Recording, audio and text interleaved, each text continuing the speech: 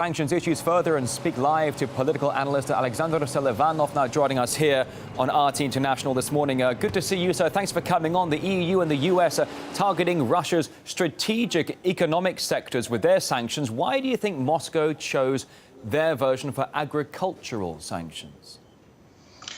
Well, the thing is that agriculture has been composing the large part of the Russian imports, namely from EU countries in regards of fruit, vegetables. And if we look at US imports from the US of those notoriously famous broiler drumsticks, then Canadian pork and all that stuff. So agriculture is a very painful sector, I would say, for the Russian imports, but at the same time, it can spurn the domestic agricultural sector and raise production levels and give rise to new businesses in this sector. What about, though, in your opinion, Alexander, which countries are likely to be hit the most by Moscow's restrictions in the agricultural sector? First and foremost, those will be the EU countries, countries like the Netherlands, then Finland, Moldova, Poland, also the United States, Australia, Canada. So those countries will be largely hit by these bans, although we don't know exactly the names, the specific names of those products that are going to be banned. They will be only out in the second half of the day.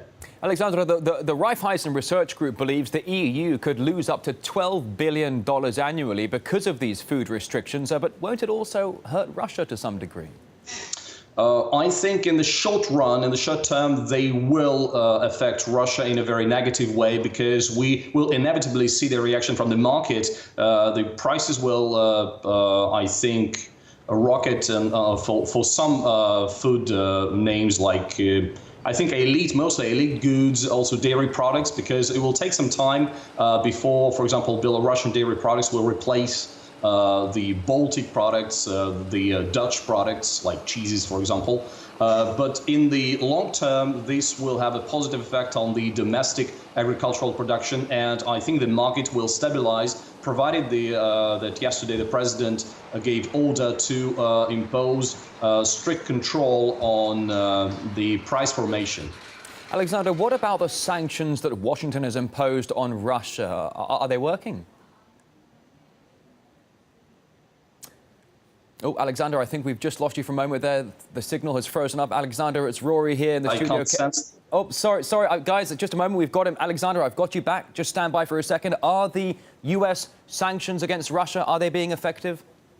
Personally, as a citizen of Russia, I don't feel it. I don't think they're effective, and I think that the West will lose much more than Russia will. And how long do you think it'll take, though, for Russia to find substitutes for the European food imports now banned? Is it even possible in some cases? I think it's possible in all cases, but that will definitely take some time. And my colleagues, experts, they estimate this period as from 3 months to 18 months in some sectors. Alexandr Селиванов, political analyst, thank you very much for your insight here on RT International today. Thanks.